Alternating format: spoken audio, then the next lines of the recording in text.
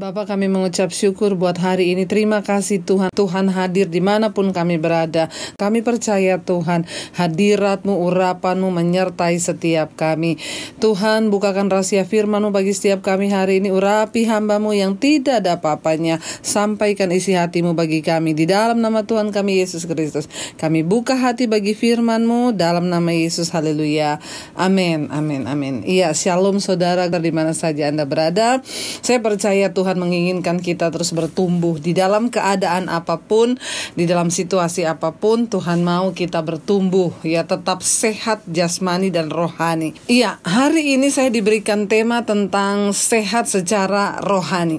Saudara, apa itu sehat? Sehat itu adalah satu keadaan di mana bukan hanya fisik tetapi mental kita berada dalam keadaan yang sejahtera, ya, aman, ya, damai, sejahtera, tidak sakit, ya. Dan saya percaya banget saudara bahwa kesehatan fisik itu sangat ditentukan oleh kesehatan rohani. Jika rohani kita sehat, maka fisik kita juga sehat, ya. Tetapi kalau rohani kita itu tidak sehat, maka fisik kita juga tidak sehat. Kenapa? Karena keadaan kesehatan jasmani yang ada di luar kita itu sangat ditentukan dengan apa yang ada di dalam diri kita. Terutama saudara, yang sangat menentukan faktor kesehatan seorang manusia adalah keadaan. Ya, kalau orang dalam keadaan tertekan, stres, itu bisa membuat orang itu menjadi sakit. Ya, apalagi kita hari-hari ini berada di dalam situasi yang sangat menegangkan. Kita ada dalam satu keadaan ketakutan yang kita nggak tahu apa yang akan terjadi. Bahkan kita nggak tahu sampai kapan, ya, virus ini akan berhenti, sampai kapan kita stay at home, sampai kapan kita terus berada dalam keadaan seperti ini. Semua orang bingung dan bertanya apa yang sedang terjadi dan berapa lama kami akan dalam keadaan yang seperti ini. Saudara, kita akan mau sama-sama mendengarkan apa rahasia firman Tuhan hari ini. Bagaimana supaya dalam keadaan tertekan sekalipun kita bisa menjaga kesehatan rohani kita. Supaya waktu rohani kita sehat, maka jasmani kita juga sehat. Mari kita lihat bersama saudara. Saya hanya memberikan 2 poin hari ini. Bagaimana tetap menjaga supaya jasmani kita sehat, yaitu tentunya rohani kita harus sehat. Nah, untuk menjaga kesehatan rohani, yang pertama saya pengen kita baca dulu satu firman Tuhan dari 3 Yohanes pasal yang pertama ayat yang kedua. Ya, 3 Yohanes pasal yang pertama ayat yang kedua berkata begini: saudaraku yang kekasih, aku berdoa semoga engkau baik-baik dan sehat-sehat saja dalam segala sesuatu, sama seperti jiwamu baik-baik saja. Ya, firman ini berkata, saudaraku yang kekasih, aku berdoa semoga kamu baik-baik dan sehat-sehat dalam segala sesuatu, sama seperti jiwamu baik-baik saja. Dengan kata lain, ya, kalau kita jiwanya baik, maka semua keadaan segala sesuatu itu juga baik, ya. Jadi saudara, kita lihat sama-sama bagaimana cara untuk kita bisa menjaga roh kita tetap sehat dan kuat. Ya, yang pertama adalah ketika kita dekat dengan Tuhan, maka roh kita itu akan menjadi tenang, maka roh kita akan menjadi sehat, ya. Orang yang paling malang di dunia ini adalah orang yang tidak memiliki hubungan yang dekat dengan Tuhan. Kenapa saudara? Karena ada satu kekosongan dalam jiwa manusia yang tidak bisa diisi oleh apapun juga, tidak bisa tergantikan oleh apapun juga, itu yaitu kekosongan jiwa, dan itu hanya bisa diisi oleh satu, yaitu Tuhan. Untuk mengenal Tuhan itulah kebutuhan manusia. Ya, kenapa? Karena kita diciptakan serupa dan segambar dengan Allah. Ya, kita ini adalah manusia roh, kita diciptakan serupa dan segambar dengan Allah. Jadi ada satu kebutuhan dalam diri manusia yang paling dalam, kebutuhan mental, kebutuhan jiwa, yaitu mengenal Tuhan dan memiliki hubungan yang dekat dengan Tuhan. Bagaimana supaya kita memiliki roh yang sehat? Tentunya yang pertama, manusia itu harus hidup dekat dengan Tuhan, ya. Orang yang berbahagia di dunia ini bukan orang kaya. Orang yang paling berbahagia di dunia ini bukan orang yang punya deposit yang banyak. Bahkan ada satu saat nanti uang pun tidak bisa menolong kita. Nah, siapa orang yang berbahagia di dunia ini? Orang yang memiliki hubungan yang dekat dengan Tuhan. Ya, kenapa saudara? Karena kalau kita memiliki hubungan yang dekat dengan Tuhan, maka kita berada dalam damai, sejahtera, dan sukacita. Kita perlu hubungan yang dekat dengan Tuhan, karena untuk bisa menikmati bahkan jerih payah yang kita dapat di dunia ini, itu pun juga adalah anugerah Tuhan. Jadi kalau orang tidak dekat dengan Tuhan, berapapun penghasilannya, mau ratusan juta sebulan, dia tidak akan pernah bisa menikmati kebahagiaan. Kenapa? Karena dia tidak berada dekat dengan Tuhan, dan dia tidak bisa mendapat anugerah dan karunia untuk menikmati hidupnya. Saudara, ya, Daud berkata begini di dalam Mazmur. Saya pengen kita semua baca sama-sama. Mazmur 62 ayat yang kedua. Mazmur 62 ayat yang kedua, di sana dikatakan, hanya dekat Allah saja aku tenang, daripada nyala keselamatanku, hanya dialah gunung batuku dan keselamatanku, kota bentengku, aku tidak akan goyah. Daud menulis, saudara, hanya dekat Allah saja aku tenang, ya. Saya yakin kenapa Daud bisa menulis Mazmur ini, karena dia memiliki sebuah pengalaman pribadi bagaimana dia tidak tenang, lalu dia dekat dengan Allah, lalu dia bisa merasakan ketenangan itu. Kita tahu bersama Daud adalah seorang yang dikejar-kejar oleh Raja Saul. Dia mau dibunuh, saudara, sampai dia berpura-pura menjadi orang gila. Dia melakukan segala sesuatu, dia ada dalam ketakutan dan tekanan yang luar biasa. Lalu ketika dia akhirnya mencari Tuhan, dia bisa menulis Mazmur ini. Dia bilang, hanya dekat Allah saja aku tenang, karena daripadanya lah keselamatanku. Saudara, ya, orang yang dekat dengan Tuhan itu orang yang memiliki segalanya dalam hidupnya. Orang yang dekat dengan Tuhan adalah orang yang paling berbahagia. Kenapa, saudara? Karena ketika seseorang dekat dengan Tuhan, maka yang pertama yang terjadi adalah dia hidup di dalam kekudusan dan perkenanan Tuhan. Waktu kita mendekatkan diri dengan Tuhan, Tuhan impartasikan kekudusannya bagi kita, sehingga orang yang dekat dengan Tuhan, dia tidak akan betah lagi berbuat dosa. Orang yang dekat dengan Tuhan, dia tidak akan betah lagi hidup dalam kenajisan. Orang yang dekat dengan Tuhan, dia tidak akan betah lagi hidup dalam homoseksual. Orang yang dekat dengan Tuhan tidak akan betah lagi hidup sebagai lesbian. Orang yang dekat dengan Tuhan, dia tidak mau lagi hidup sebagai pelakor perebut suami orang. Saudara, ya, orang yang dekat dengan Tuhan, dia akan diimpartasikan kekudusannya sehingga dia bisa melekat dengan Tuhan. Saya dulu bukan seorang yang mengenal Kristus, saudara, ya. Papi saya haji dan saya mengenal Yesus tahun 95. Ketika saya belum hidup di dalam Tuhan, tidak ada damai sejahtera. Ya, saya melakukan dosa apa saja yang saya mau. Tetapi apakah ketika kita melakukan apa saja yang kita mau itu akan bawa damai sejahtera? Tidak. Kita semakin terkungkum jauh dari Tuhan, tidak ada damai. Pada akhirnya yang ada adalah saya kepengen bunuh diri, mengakhiri hidup saya. Tetapi di situ saya mengenal Tuhan. Yesus menyatakan dirinya secara pribadi kepada saya. Lalu saya mengenal dia, menerima kebenarannya. Dan apa yang terjadi? Ketika saya mengenal Tuhan Yesus, saya mulai dekat dengan Tuhan. Ada damai sejahtera sukacita. Ketika saya dekatkan diri dengan Tuhan, lalu akhirnya saya dengan sendirinya mulai membenci dosa, saudara. Orang-orang datang dan bertanya kepada saya, Bu, saya mau tinggalkan dosa saya. Saya seorang homoseksual, saya mau melepaskan diri dari dosa ini. Ibu, saya adalah seorang lesbi, saya mau melepaskan diri. Bagaimana caranya? Saya cuma bilang satu, dekatkan dirimu dengan Tuhan. Ya. Dia bilang, tapi iblis begitu keras menarik saya. Iya, Tuhan bilang, bangunlah hubungan yang intim dengan Tuhan. Lawanlah iblis, mendekatlah kepada Allah dan lawan iblis, maka dia akan lari daripadamu. Kita tidak akan pernah bisa meninggalkan dosa kalau kita tidak mendekatkan diri dengan Tuhan. Sayangnya hari-hari ini banyak orang mengaku Kristen, bahkan melayani Tuhan di gereja, tetapi mereka hidup tidak dekat dengan Tuhan. Mereka masih jatuh bangun di dalam dosa. Mereka sibuk dengan hal-hal kedagingan dan keduniawian mereka, sehingga mereka tidak dekat dengan Tuhan. Dan akhirnya apa? Tidak ada damai sejahtera dalam hidupnya. Saudara, kenapa kita harus dekat dengan Tuhan? Karena waktu kita dekat dengan Tuhan, kita hidup dalam kekudusan, kita mengerti kebenaran, kita punya damai sejahtera di hati, kita tidak lagi pengen melakukan dosa. Dan disitulah ada ketenangan di dalam hidup. Makanya Daud pemazmur bisa berkata, hanya dekat Allah saja aku tenang. Ketenangan itulah yang akan membawa kesehatan bagi jiwa dan jasmani kita. Ya, orang yang tenang itu jiwanya sehat, badannya juga sehat. Tapi ketika orang gak tenang, dia gak bisa tidur, dia bisa stres, dia depresi.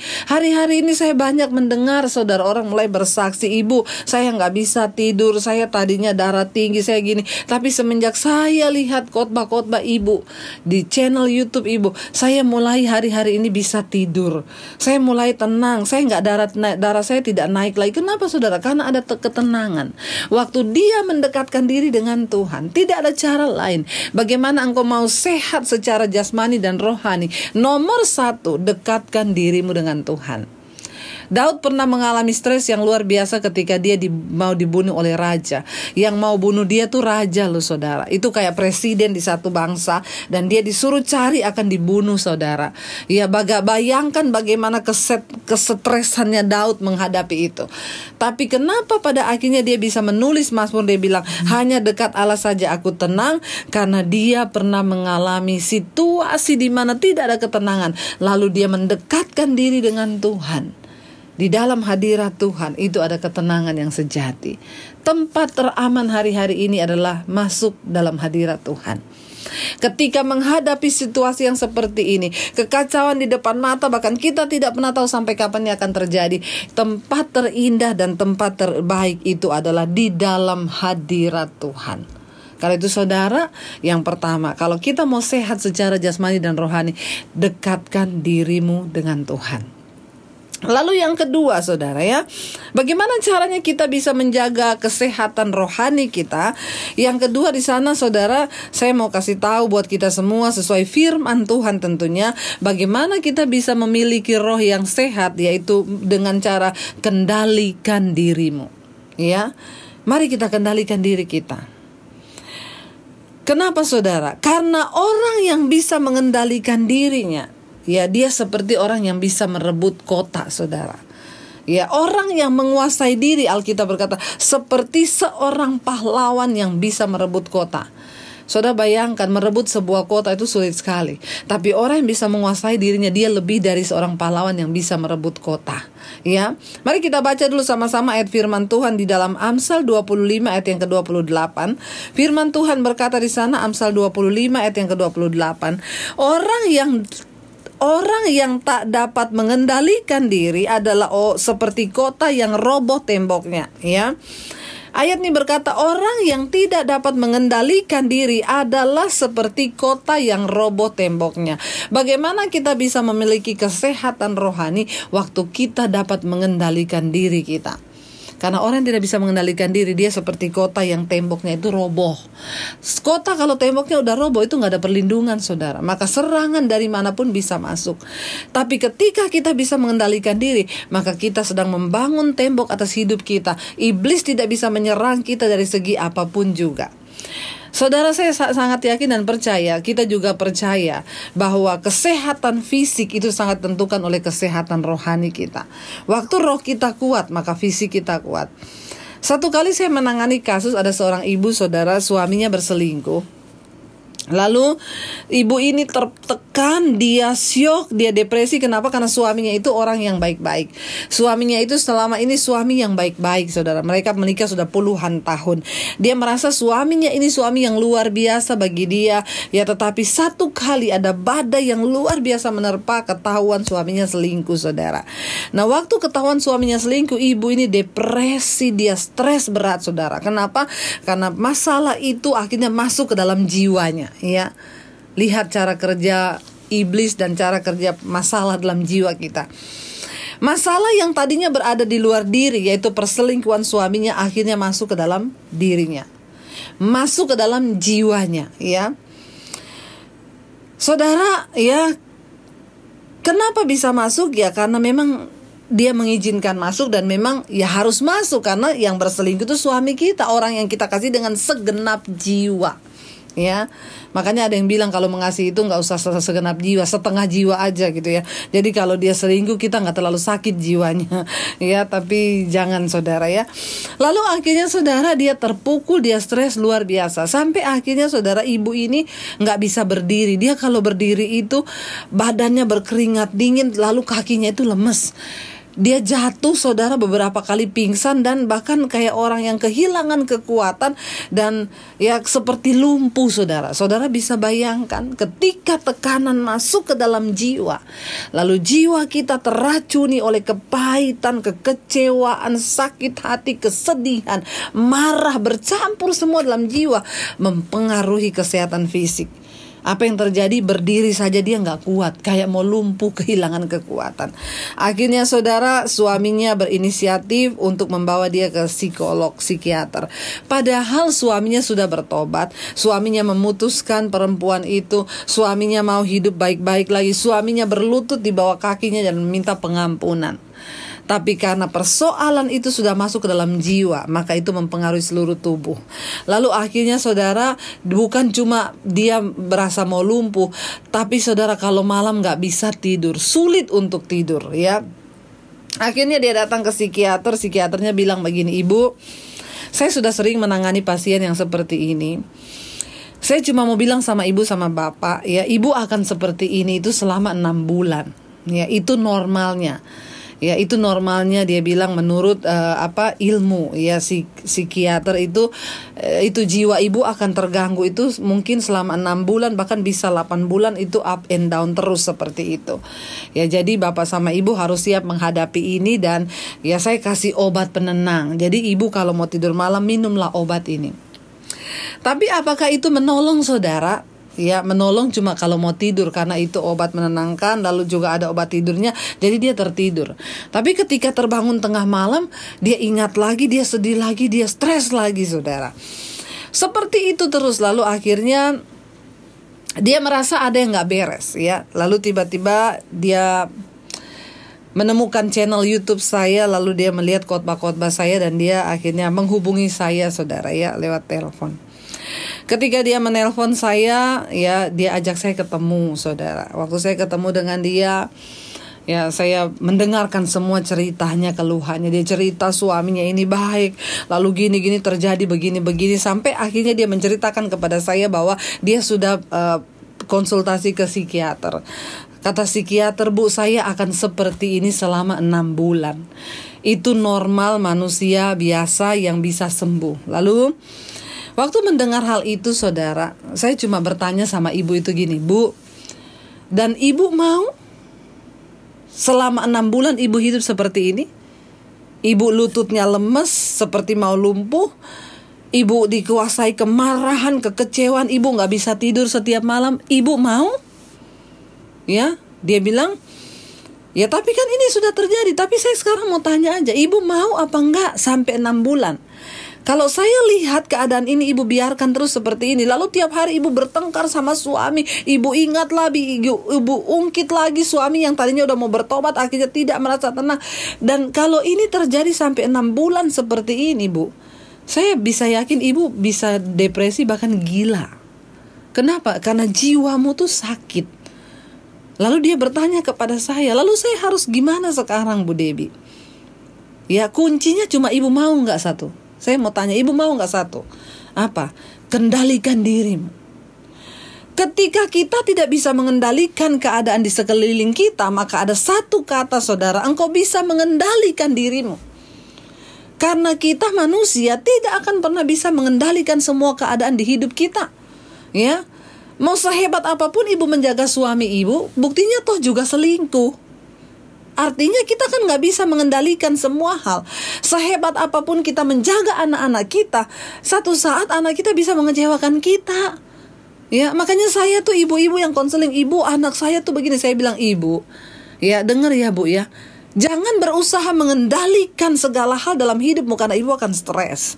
Berusaha kendalikanlah dirimu. Serahkan anak-anakmu pada Tuhan, serahkan suamimu pada Tuhan, dan ibu fokuslah kepada Tuhan, bersukacitalah." Ya, kita gak bisa mengendalikan semua keadaan dalam hidup kita. Lalu akhirnya saudara, saya cuma tanya begini, "Ibu mau?" Berkata, "Iya, aku mau mengendalikan diriku." Cuma semudah itu, Bu. Ya, ketika ibu mau berkata mau, ya kita berdoa sama-sama. Kenapa? Karena Tuhan itu tidak mencari orang yang mampu, tapi Tuhan cari orang yang mau. Kenapa? Karena kemampuan itu adalah milik Allah, bagian Tuhan yang akan dikerjakan dalam hidup kita.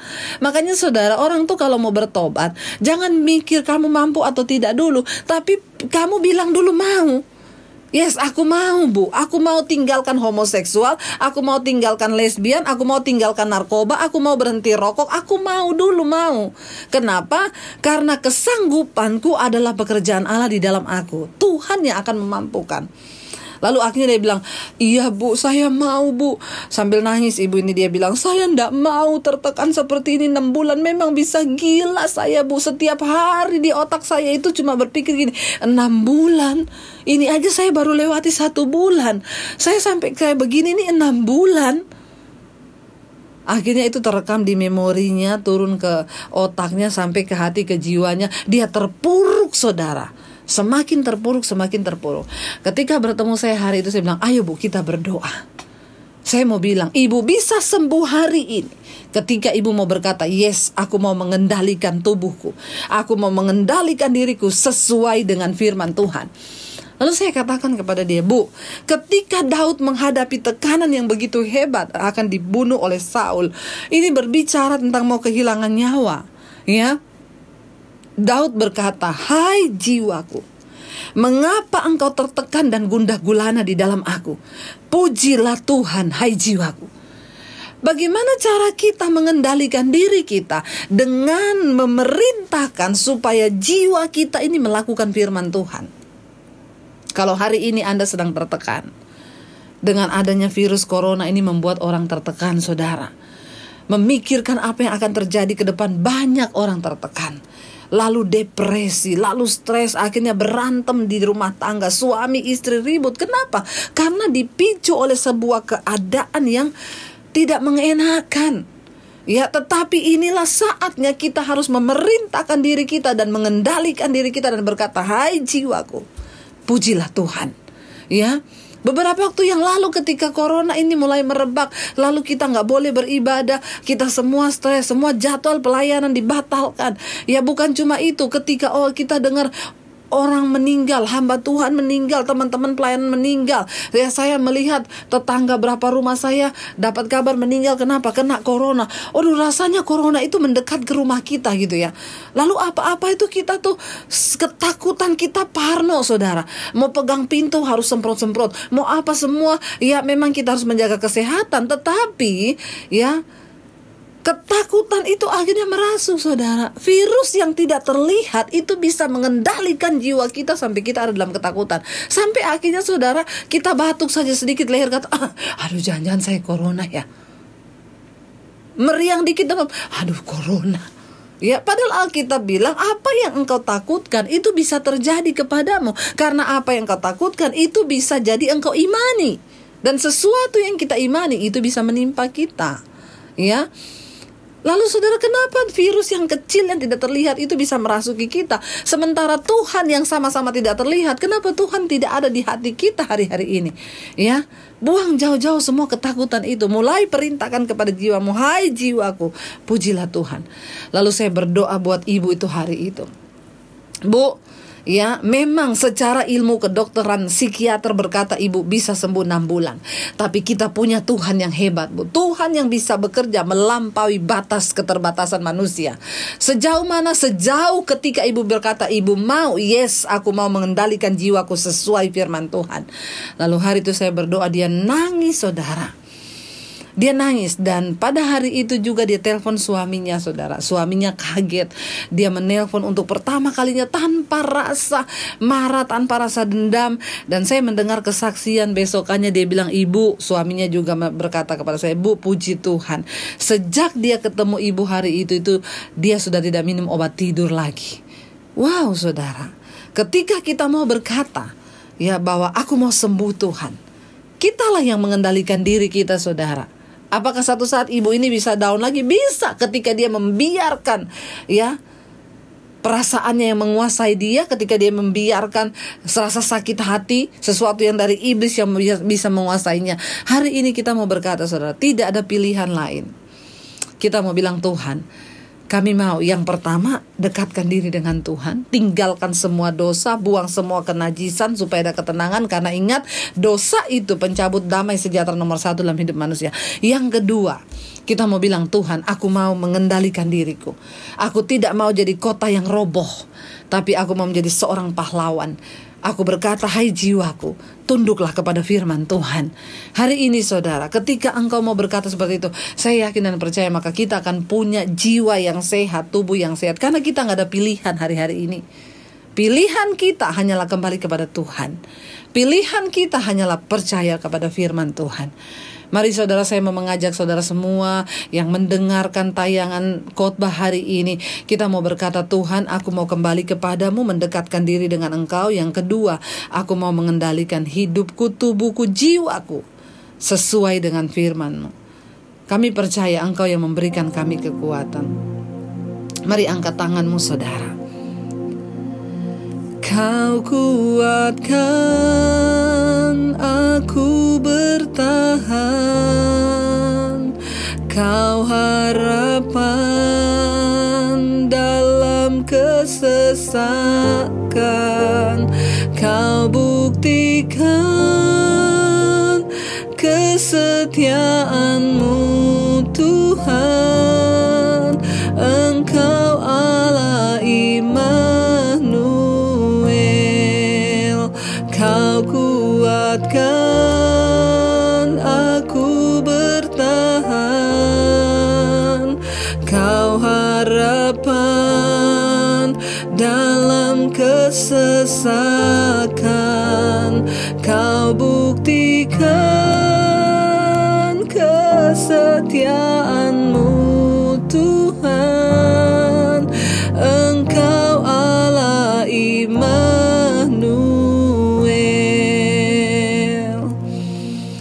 Terima kasih Bapa, kami tahu Engkau Allah Immanuel yang tidak pernah meninggalkan kami. Engkau beserta dengan kami Tuhan. Kami ingin Bapa untuk hari-hari ini tetap memiliki roh yang sehat di hadapan Tuhan. Berikan kami kemampuan untuk terus mendekatkan diri dengan Engkau.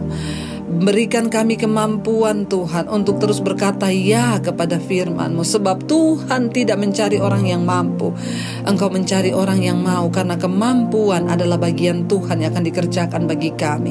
Terima kasih buat hari ini Tuhan. Kami mau berkata hari ini, aku mau mengendalikan diriku. Jika hari ini Engkau dikuasai oleh amarah, kepahitan, kekecewaan, buang semua itu di dalam nama Yesus. Perkatakan kepada dirimu dan jiwamu, hai jiwaku, pujilah Tuhan, tunduklah kepada Tuhan. Ketika kita mengendalikan diri kita, maka kita menjadi orang-orang yang berbahagia di dalam Tuhan. Berkati Tuhan jemaat pada hari ini. Apapun yang menjadi persoalan mereka, Tuhan jamah, Tuhan lawat. Jadikan mereka jemaat yang kuat, yang terus bertumbuh sehat jasmani dan rohani, supaya kami menjadi umat yang layak menyambut kedatangan-Mu kali yang kedua. Dan kami percaya nama kami tercatat di dalam kitab kehidupan. Di dalam nama Tuhan Yesus kami berdoa dan bersyukur. Haleluya. Amin. Mujizat-Mu masih terjadi. Jika Anda diberkati dengan channel saya, jangan lupa tekan tombol subscribe. Dan jangan lupa like, share, dan komen. Dan jangan lupa untuk mengklik tombol lonceng di bawah ini, supaya Anda mendapatkan pemberitahuan setiap kali saya mengupload video-video yang baru. Jangan takut karena gratis. Tuhan memberkati. Setiap hari selalu terjadi, mujizat-Mu masih terjadi. Tiap hari selalu terjadi, mujizat-Mu masih terjadi. Setiap hari selalu